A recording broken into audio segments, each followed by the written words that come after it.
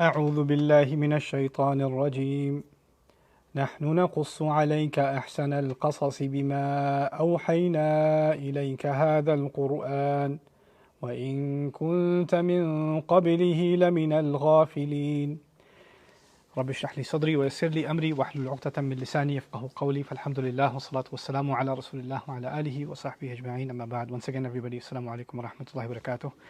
I'm continuing my introduction of the parallels between the story of Yusuf alayhi salam and of Musa alayhi salam. And in the middle of this series, I'll say something that I will say at the end, but some concepts need to be iterated more than once so that they become sort of etched in your mind.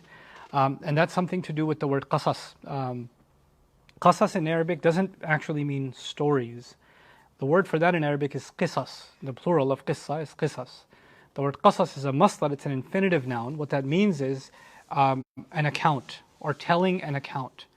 And it's important because Allah describes the stories that He tells of the Quran, He calls them qasas. And what that means, literally the verb qassa means to follow step by step. And it's the imagery of, footsteps in the sand and somebody's following, tracing somebody else's footsteps. So when a person is telling you a qissa, and they're telling the account, they're walking you through steps that somebody already took, right? And they're walking you through that journey step by step by step. So it's tatabbu', it's following closely is literally the meaning of the word qissa. Now Allah uses that word both for the narrative account of Yusuf alayhi salam and for Musa alayhi salam. It's interesting that both of those stories are following each other step by step by step. In a larger sense, what it also means is that all of the stories in the Quran follow one another step by step, creating one journey. Meaning, whether it's the story of Adam alayhi salam or Ibrahim alayhi salam, or it's the people of the cave, or it's the story of Zakaria alayhi salam, etc. They're all part of one large way of looking at the world, and they're not disconnected from each other. They're building on the same lessons and the same wisdom, and they're creating a holistic worldview.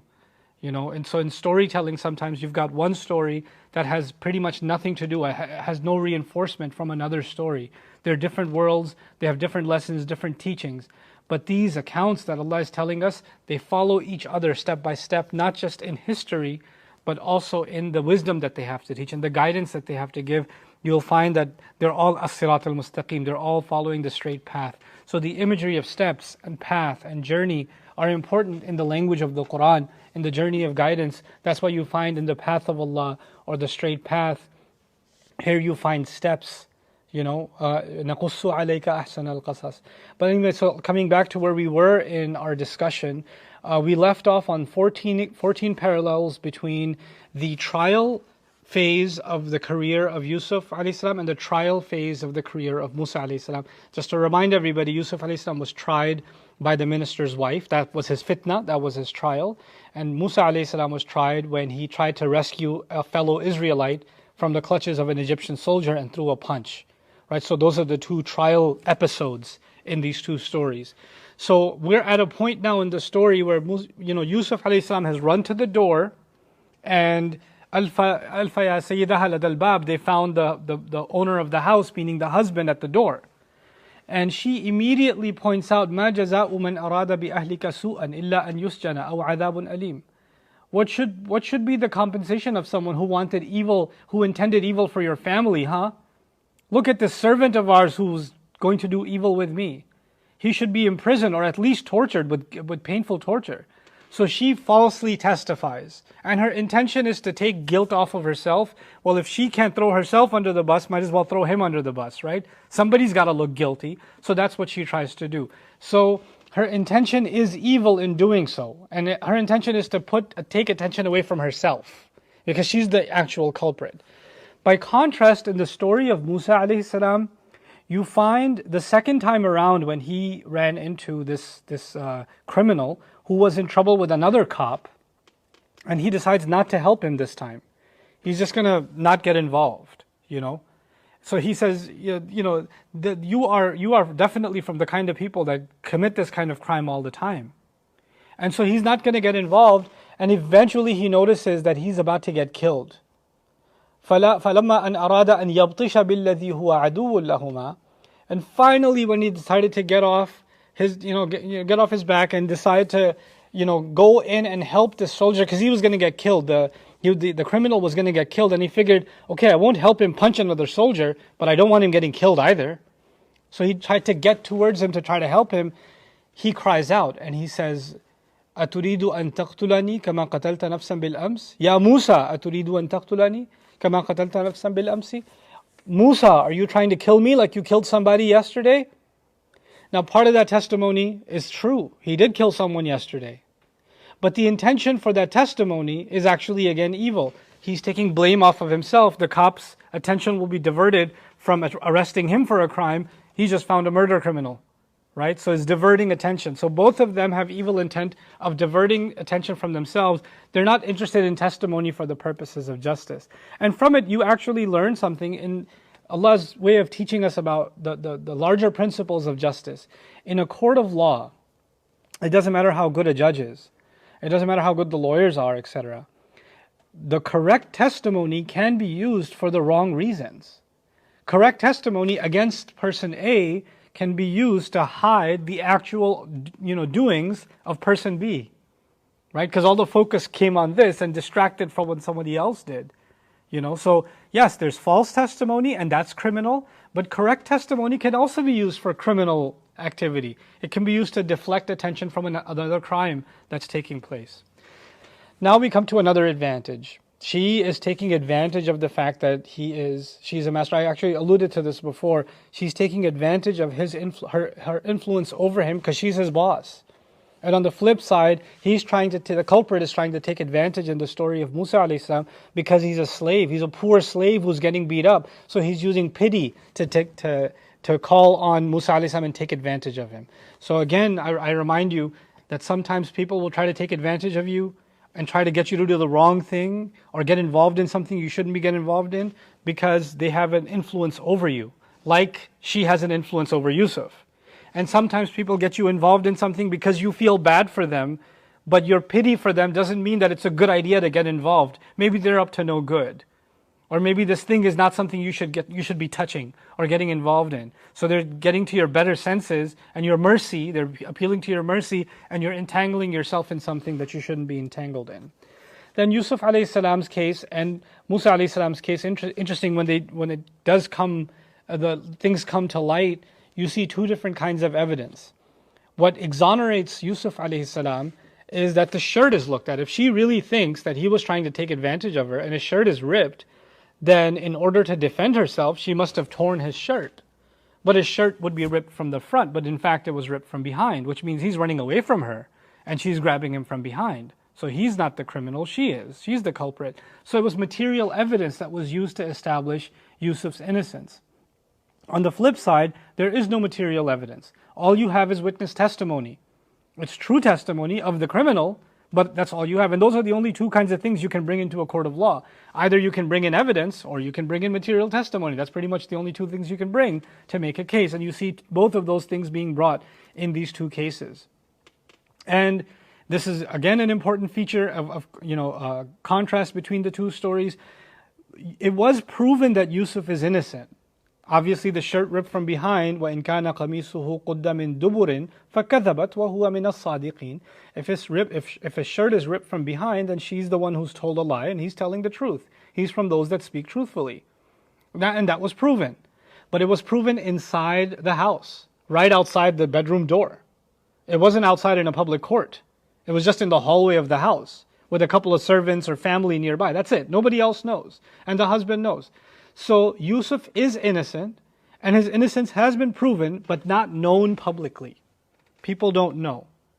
But Musa alayhi salam, when the man was coming, when he was coming to rescue the man, but the man actually thought that that Musa alayhi salam is gonna kill him, and he called him out in public. You want to kill me like you killed someone yesterday? He incriminated him, but he didn't incriminate him privately. He incriminated him publicly. Now this is important because as a matter of fact, these kinds of cases, if you incriminate somebody publicly, for example, there's a danger of a mob mentality, right? People decide to become judge, jury, and executioner all in one because you called somebody out publicly. And when you incriminate people or put people on the spot publicly over and over again, it might be that it starts with rhetoric and riots or people that are just protesting and things like that, and somebody goes a little too far and burns somebody's house down or burns a car or takes some action, or things escalate. When you create an incriminating narrative against a group of people or even an individual, it's not just justice that's being served, a mob mentality is created. So that's one extreme of injustice. When you decide that you're going to talk about guilt and innocence just openly on the street. This is something that should be discussed in a court of law with all of the evidences and people that will actually deliver justice. That's when this should be discussed, not in a public circus. On the flip side, Yusuf alayhi salam's innocence has been declared, but the evidence is hidden away, right? And the fact is, pretty soon he's going to end up in jail. We already know what happens. Hindsight is 20/20. He's going to end up in jail. And the reason he ended up in jail is because the evidence was never made public. Had this been publicly known, he could never have ended up in jail. You understand? It's only because it was kept hush-hush that it was kept, this was done. So what's the balance in between these two? And both of these extremes led to injustice. Both of these lead to injustice. So what's the balance in between? Evidence cannot be hidden, but it must be declared to the proper authorities. It has to be declared to the proper authorities. And that's the balance in between these two sides that created an unjust scenario. In fact, because a police officer was killed, right? A soldier or a police officer, because it was a military state, right? The police, in the case of Musa alayhi salam, secretly decided that they're going to kill him. They're thirsty for blood. They're not interested in arresting him and bringing him to trial. They want to execute him. They want to kill him, right? So there's elements of injustice on both sides. One, because it wasn't brought to the proper authorities, and the second, because the authorities themselves were corrupt. They're the ones that are looking to kill you. The job of a police officer is not to kill you. The job of a police officer is to arrest you and bring you to justice. They're not the justice. They're the enforcement. They're the public safety, but they're not the ones whose job is to kill you. So that's the kind of the contrast you see between the two. Yusuf alayhi salam is, as he says, إِنَّهُ رَبِّي أَحْسَنَ مَثْوَايَ, when he told the minister's wife that I won't be doing this because I'm loyal to the one who gave me housing, who provided for me, who took care of me. The Rabb is referring to Allah, but Mufassirun also say, like I mentioned yesterday, it can refer to the master of the house also. So I'm not going to do that. I'm loyal to him. He's been good to me. I'm going to be good to him. On the flip side, Musa alayhi salam, his animosity towards the Egyptian soldier and what he did, part of it was he's seen that injustice every day. So he's got an animosity for Egyptian rule, and he knows that his adopting mother always makes dua, Najini min al-qawmi al-zalimin, rescue me from the wrongdoing people. So even though he's royalty, he doesn't see that as a privilege. He doesn't see that as a perk that he gets to enjoy. I had some kids watch The Prince of Egypt, just so they get some perspective, because the Disney version of Moses, of Musa alayhi salam, is so far from the Quran. Like they're showing him running chariots and having a good old time and partying and knows nothing of a God, and he's, even at some point womanizing, and ma'adallah, they have these attributions to the prophets, and eventually he finds Allah, he finds God, after the accident happens, But the Quran paints a completely different picture. He's being raised by a believing woman. He has a believing character from the beginning, and actually what's the description of his early years? فَلَمَّا بَلَغَ أَشُدَّهُ وَاسْتَوَى آتَيْنَاهُ حُكْمًا وَعِلْمًا.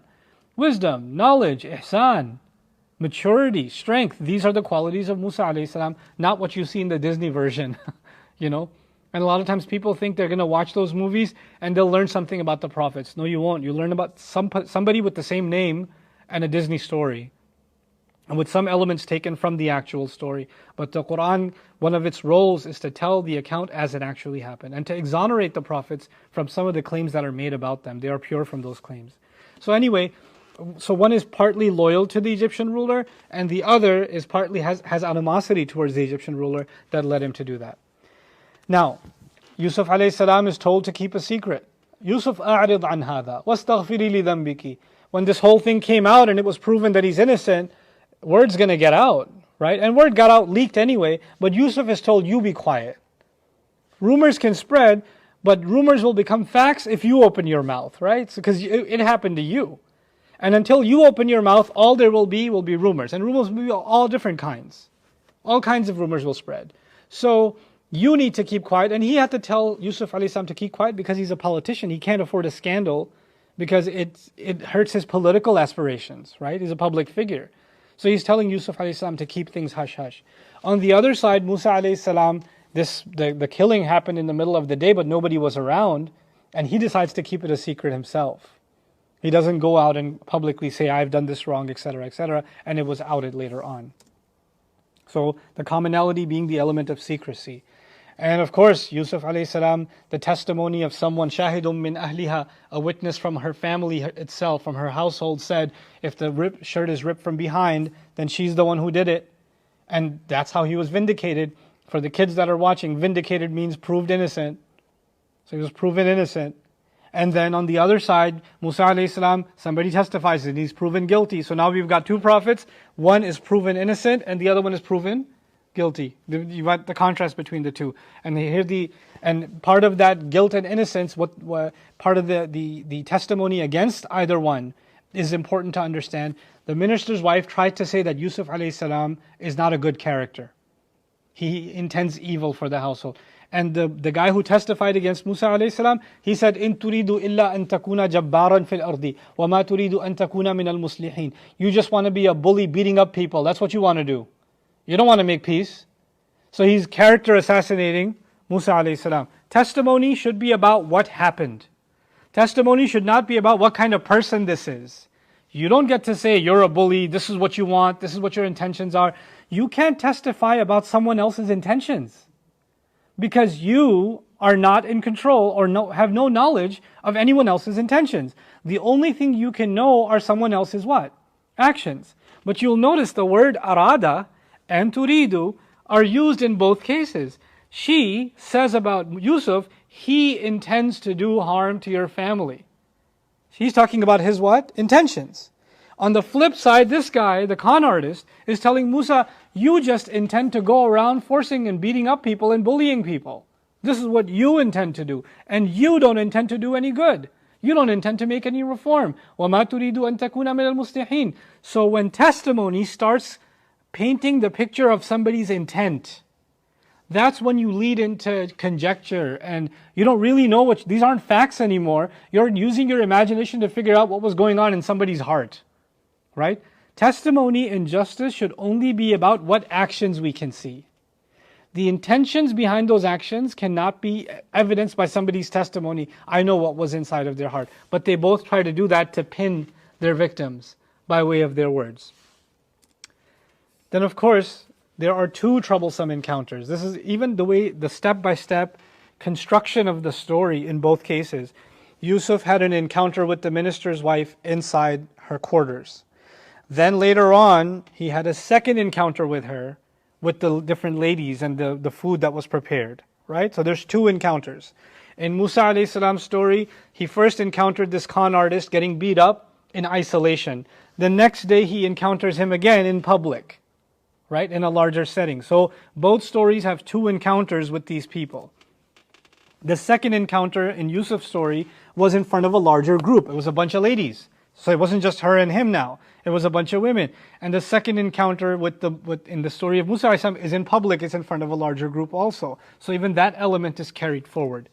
Then the minister does not help Yusuf escape the authorities. Meaning after the second encounter, Yusuf is going to get thrown in jail. But the minister knows better. The minister knows that he's innocent. And the minister has been good to him all this time. He's a friend, essentially. He's a boss, but he's also friendly to him. And he honors him, but he doesn't do anything to get him out of jail. And the Quran doesn't say why, but it hints to it. Basically, getting him out of jail would make people curious and would want to interview him. Hey, would you care to tell us what happened? And he knows that Yusuf alayhi salam is an honest person. So even if he doesn't intend to hurt his political career, just him giving honest testimony about what happened or exonerating himself will tank his political career.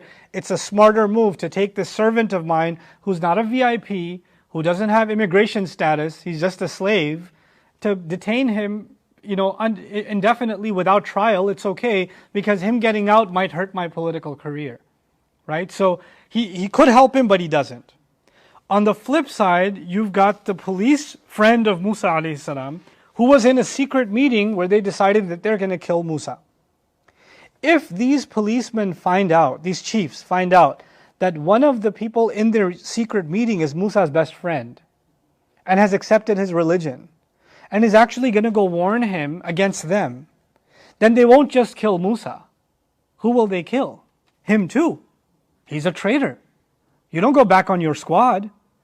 But he's going to risk his life to go tell Musa, إِنَّ الْمَلَأَ يَأْتَمِرُونَ بِكَ لِيَقْتُلُوكَ. The chiefs have made a secret scheme to kill you. فَخْرُجْ, get out of here. إِنِّي لَكَ مِنَ النَّاصِحِينَ. I mean well for you. So you see, by contrast, one person who was in a position to help decided to help himself in his political career and let Yusuf alayhi salam rot in jail. And the other put his life on the line and actually came to Musa and helped him escape trouble. Now, it's also interesting that I've alluded to this, that elite women were in on the plot when it came to Yusuf alayhi salam. These were wealthy women that were talking, because the politicians and the wealthy have their own circles, right? They have their own galas and their own fancy dinners, and they have their own kind of social society and the social circle. So they're in on this scheme that she's going to get him thrown in jail, because she said that in front of all of them. She said, if he doesn't do what I want, then he's going to get thrown in jail. She said it straight up in front of them. So they're in on that entire scheme, and they know what really happened, and they're all going to be quiet about it, because they're all embarrassed too now, because their hands are all cut, which we'll get to when we get in the story. On the flip side, you've got elite men, police chiefs, the generals. They're in on a scheme to kill Musa alayhi salam. So even that parallels between the two. Their toxic admiration is the problem, meaning the women admired Yusuf alayhi salam, and that's what incriminated them, and that became a problem. And for Musa alayhi salam, their toxic hatred. Let me remind you, why did they hate Musa? I told you Allah put a special love of Musa in the heart of the Pharaoh. That you already know. But Musa alayhi salam was an Israelite, so he was from the slave race. His skin color was the skin color of the slaves. But he's being treated like royalty. So when he walks into the palace, the Egyptian guards have to hold the door open and say, "Good morning, Your Highness." Right? But in their heart, they're like, why are we calling this slave Your Highness? How did he get this position? Why do we have to pull the chair out so he can sit down? Why do we have to clean his room? Why do we have to cook him food? Because he's getting treated like royalty, while everyone else that looks like him is a what? Is a slave. So they have this deep hatred inside him that it's only the Pharaoh's love for him. We don't even get why. Because everyone other than him that's like him should actually be dead. And in fact, he should have been killed from the first time. And now that he's getting special treatment, everybody around the Pharaoh is like, you should have been killed. It burns them that a slave is getting that kind of treatment. In modern context, we don't think that we have slavery around the world, but you have people that are different skin color than ourselves, different tone than ourselves. In any country, it's not just an American problem, but in any country in the world, when you have a foreigner who's living well, and you're used to seeing foreigners be bus drivers, or foreigners be like selling bananas on the street corner, or you're used to foreigners being like the illegal workers, construction workers, or janitors and bathroom cleaners. And then you've got one of those foreigners buying $1 million home, a couple of $1 million home in the wealthiest neighborhood where all the old money lives. Right? And he's got a nicer car than everybody else. He's going to get some looks, isn't he? Like, what's he doing here? You don't belong here. And that's exactly that mentality. They had a toxic hatred for him because he's from the Israelites, the slave race, or the enslaved race, and yet he's being treated like royalty. That's why they were hoping for a chance to get rid of him. So toxic love and toxic hate on the other side. The women's scheme is foreshadowed by the minister. What I mean by that is, when she got caught outside the bedroom and the minister came forward and said, the shirt is ripped from behind, clearly you're messed up. You know what he said? He said, هَذَا مِنْ كَيْدِكُنَّ إِنَّ كَيْدَكُنَّ عَظِيمٌ. Listen to the words. He said, this is the kind of scheming you women do. Your scheming is pretty amazing. Your scheming is amazing. And he didn't say one woman, he said women, plural. Which has its place in the story, but it's also foreshadowing that a bunch of women are going to be scheming. Right? He doesn't even know that's going to happen, but his words became true further down the road. On the other hand, there's no foreshadowing, but Musa alayhi salam knows, his friend knows of a scheme that's being hashed. and he comes and informs Musa alayhi salam. This is pretty ironic. Yusuf alayhi salam was found innocent but still jailed. Musa alayhi salam was found guilty but still escaped. Right? And it's remarkable that Musa alayhi salam escaped from one of the mightiest empires on earth, with the biggest police state, and he escaped. And in both cases it happened after the second encounter. But you've got this irony how things play out in the world. Things don't play out as we expect. And the way Allah designs the story of our lives is not based on our expectations of justice and injustice. You know, the one proven innocent should be set free, and the one proven guilty should be jailed, etc., etc. No, it doesn't play out that way sometimes. And Allah has a larger scheme. And what people do to each other, they think they're doing it, but Allah is even a bigger architect over their designs. You know, Wallahu ghalibun ala amrihi. Allah has been dominant over his situation the entire time. That's what Allah claims about Yusuf alayhi salam. Now we come to the years of isolation. What do I mean by years of isolation? Okay, the trial is done. In the case of Yusuf alayhi salam, he's going to get thrown in jail. So he's going to be isolated. I was going to write here social distancing, but I decided not to. Because they were technically socially distanced. But anyway, years of isolation. So Yusuf alayhi salam is going to be in jail, isolated from his normal life and from society. Musa alayhi salam is going to be out in the desert, isolated from the Egyptian people and the society he's known and grown up with, not to mention his own family. So they're both isolated and separated. Now these years of isolation is what we're going to compare. Okay, so we compared their siblings, we compared their parents, we compared the trials they went through. Now we're comparing the isolation that they went through. Okay. So one is socially isolated in prison, the other socially isolated in a desert. He meets two men in prison. Yusuf meets two men in prison. Yusuf meets two women in the desert. So you've got 2 and 2. And on one side men and the other side women. It's pretty awesome. It's also pretty cool that the parental figure in Yusuf's story was a male, and he meets 2 men.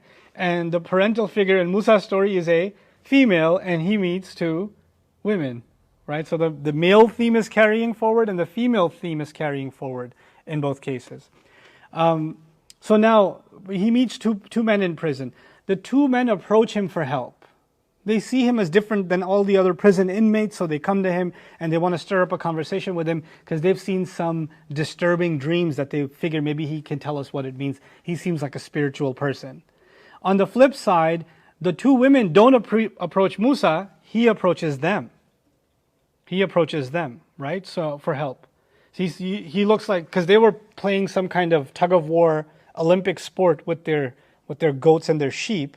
Their sheep see water and they want to go drink it, but these girls are not letting them go drink the water, these 2 young women. And he's seeing them struggle, like the sheep are dragging them down the hill and they're pulling them back up and they're dragging them down the hill, tadudan. And he comes up to them and says, Ma khatbukuma, what's your deal? Like, what's going on with you? Right? So he wants to come and help them. So there's a contrast. The 2 approach Yusuf, and in Musa he approaches the 2. So it's flipped.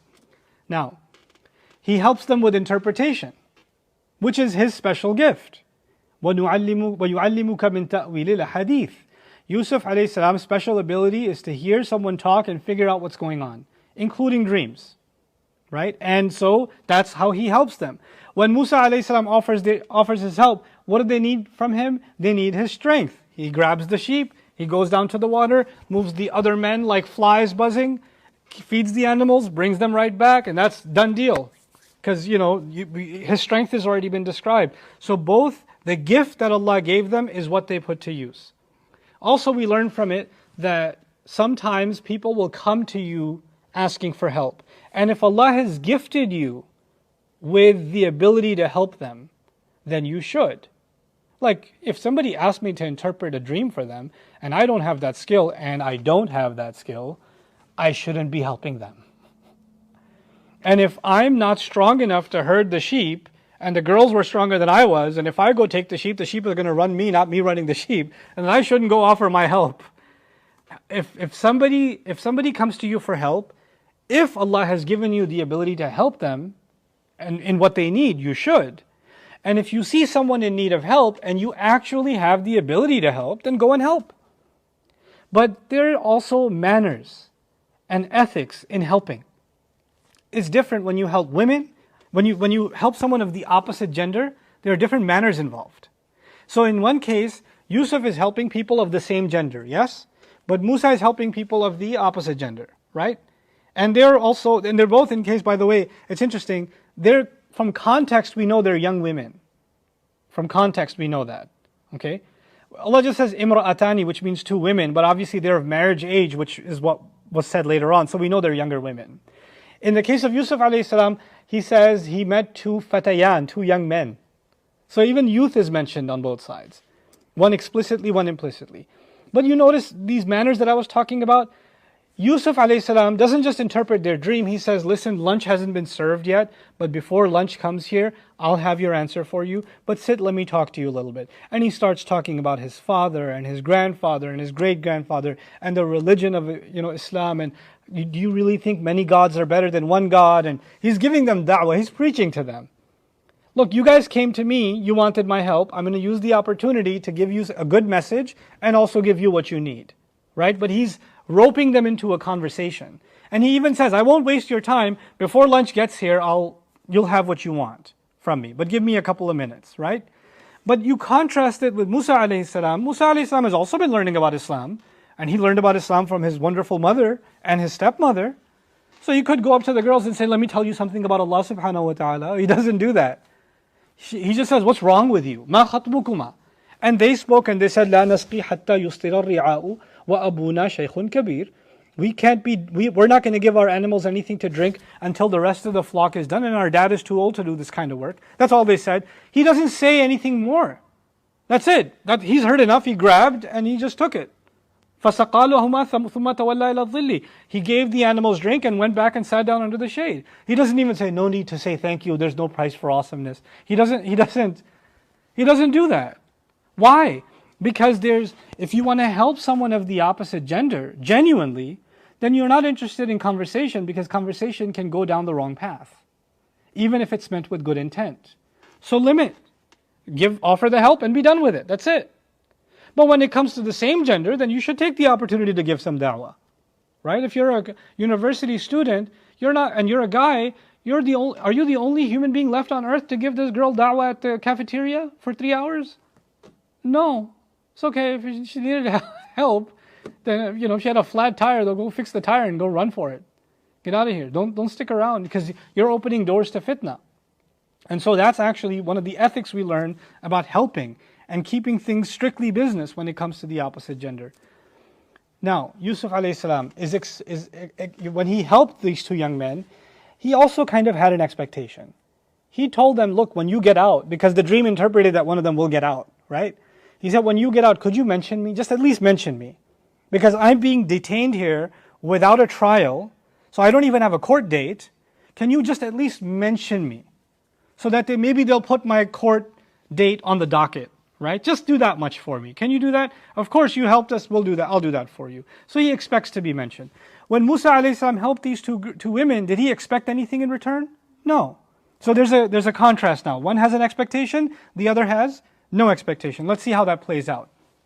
When Yusuf expects to be mentioned, the guy leaves jail, never mentions him. Musa alayhi salam did not expect to get mentioned. The girls go home, and what do? They mention him. Sometimes Allah will open doors for you through people when you never expected anything from them. And sometimes you will expect things from people and they will never give it to you, and you'll be thoroughly disappointed. Right? And Allah is telling us these two different kinds of people. And there's another part of this. Sometimes you expect something and you spell it out, I expect something, and it doesn't happen. Other times you never asked. When you never asked and somebody helps anyway. Look, he's homeless. He looks like his clothes are in tatters. He has nowhere else to go. His residence at the moment is sitting in the shade of a tree. These girls obviously know he needs help. So when they come with help, he's not going to turn to them and say, excuse me, I didn't ask for your help. I didn't ask. I'm not begging. I have too much self-respect. I helped you because it was for the sake of Allah. He's not going to do that. When someone is offering you help, that doesn't humiliate you. That doesn't make you a beggar. When someone's offering you help and then they try to remind you that they helped you or humiliate you that they helped you, that's something else. But when someone's genuinely asking your help, your first reaction should not be, oh, this is a hit on my self-esteem. I do things by myself. I don't need anybody else. No, you didn't beg anybody, but somebody saw that you might need some help and they came and offered help. And he did. They came and offered help and he didn't say, well, no, I did that for the sake of Allah. I don't want your money. He said, no, let's go get paid. He was ready to go. On the flip side, Yusuf a.s. actually has an expectation and it wasn't met. So we're going to meet all kinds of people. And Allah's help will come from all different kinds of ways. And sometimes we're hoping it comes from where we expect and it won't come from there. And sometimes we have no expectation, it'll come from there. وَيَرْزُقْهُ مِنْ حَيْثُ لَا يَحْتَسِبْ. Now one of the two men returns years later in the story of Yusuf a.s. Years later, Imam Razi says maybe 7 years later. There's no clear number. We know that bid'a sineen is mentioned. Bid'a sineen means less than 10 years. Okay, so it could be 5 years, could be 10 years, could be 9 years, whatever. It's interesting also the years of isolation in the case of Musa alayhi salam is 8 to 10 years. Right, so the numbers are somewhat similar, not exactly, but somewhat similar. But anyway, so one of the two men returns years later. And one of the two women returns years later. Actually, hours later. Not years later, hours later. So sometimes help comes immediately, sometimes help comes a lot of time later. And this idea of immediate help and later relief is also a continuous theme. In Yusuf's case, Yaqub alayhi salam lost Yusuf and got him back years later. In Musa's case, Musa's mom lost Musa and got him back hours later.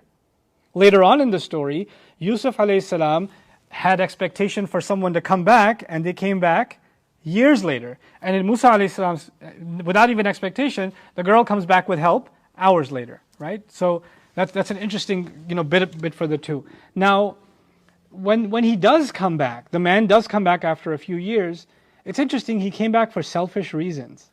It's a pretty interesting character, this guy. He's kind of a sleazebag.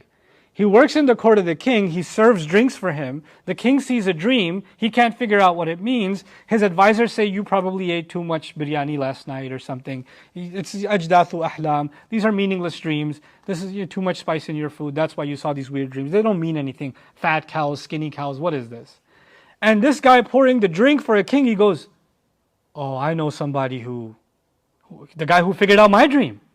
I know the guy who could do this. But he doesn't say that, does he? He says, Ana atikum bihi. I could tell you what it means. Give me a couple of days. Give me a little bit of time, I'll tell you what it means. Because if he comes back with the interpretation, he knows he's going to get rewarded. He's going to get a promotion. He doesn't say, I know someone I met in prison. On top of all of that, didn't Yusuf tell him, can you just mention me? Can you at least just mention me? He won't do that. He won't do that because if he even mentions him now, not only will Yusuf get out of jail, he'll get the credit for interpreting the dream, which he wants for himself. So he comes to him, and when he comes to him in jail, he says, Yusuf, ayyuha siddiq. The Quran says, Yusuf, oh my God, my most true friend. Oh you're like my real friend, man. You're like the most true friend I ever had. What we got is real. That's Siddiq. Siddiq comes from Siddiq, which is true. Right? So Siddiq is a friend. Siddiq is a completely true, sincere friend. And Yusuf a.s. sees through it. He goes, I ain't telling you nothing until you get me out of jail. This is not happening. This is not happening. He's not playing that game. But he did come back for selfish reasons. And clearly, the one who wants, and that's why Yusuf was summoned, because he does have the answer, right? But who needs the answer? The king does. The king is in need of the answer, and Yusuf has the answer. So the one in need is the one calling him. This is the idea that I want to present to you. On the flip side, when she returns, when she comes back, she doesn't come back for herself. She came back for the benefit of Musa alayhi salam. Selfless reasons, not selfish reasons. Now, he shamelessly asks for help, right? He should be ashamed of himself. He didn't even mention his name. And on the flip side, tamshi ala istihya. When she came walking to him to tell him, my dad wants to pay you, Allah says she walked shyly over. So there's shamelessness and there's shame contrasted with the two individuals. So he asks to be taken out of prison. Yusuf alayhi salam asks, I want to get my case heard. And on the flip side, he was asked to come and get paid. You were asked to go. And this is about the need. Now, another interesting contrast is when Yusuf alayhi salam got a chance to speak to these two men, he told them how blessed he is. What a blessed family he belongs to. Meaning the blessings he has enjoyed in life. Now, it's interesting that he's talking about the blessings he's enjoyed in life while he's sitting in jail. Musa alayhi salam got a chance to tell his story a little bit when he finally came to get paid. And he's talking to the old fellow, the father of those two girls. Allah says, فَلَمَّا جَاءَهُ وَقَصَّ عَلَيْهِ الْقَصَصِ قَالَ لَا تَخَفْ نَجَوْتَ مِنَ الْقَوْمِ الظَّالِمِينَ. When he came to him, he told him the entire account about how he was supposed to be killed when he was a baby, and how he survived, and how they're out to kill him now, and how he's a fugitive from the law, and he's wanted for murder. Problems. So when he told his story, he didn't talk about how my brothers did this to me, Yusuf alayhi salam. He didn't talk about what my brothers did to me, and what happened to me, and that I've been falsely accused. He didn't say any of that. He said how blessed I am to be part of that family. But with Musa alayhi salam, he talked about the trauma that he experienced. Right? And how he's escaped. What does that tell you? That doesn't tell you, and we exonerate, or we exalt, we hold in high honor both of these prophets. What that means is it's completely okay in some cases for you to tell someone the difficult things you went through. Because they're weighing heavy on your heart. Like who did? Musa alayhi salam. Allah is not condemning him for telling that story. It was weighing heavy on his heart. And on the flip side, Yusuf alayhi salam, and sometimes you can find yourself long-term in a difficult situation, and if you find yourself long-term in a difficult situation, then you need to now internalize that and focus on the blessings Allah has given you despite all the negatives around you. Right? And so Yusuf alayhi salam is going to focus on the blessings that he enjoys. Then, I've already told you this one, the king is in need of help and calls for him, but he is in need of help and gets called by the sheikh, meaning Musa himself is in need of help. A couple more left. It's just a numbers thing. They met two people in the beginning, I told you, in isolation, and they met two people. But the story only continues with one of them, in Yusuf's case, right? And then he meets two women, but the story only continues with one of them in Musa alayhi salam's case also. So with that, inshallah, I conclude the journey or the isolation portion of the parallels between the two. We've only got now the concluding pieces left, so I think we can be done with the comparisons tomorrow. I'm pretty confident, and we can get into the surah eventually. Barakallahu li wa lakum fil Qur'an al-Hakim wa nafa'ani wa iyyakum bil ayati wa dhikril hakim. Assalamu alaikum wa rahmatullah. You see what I did there?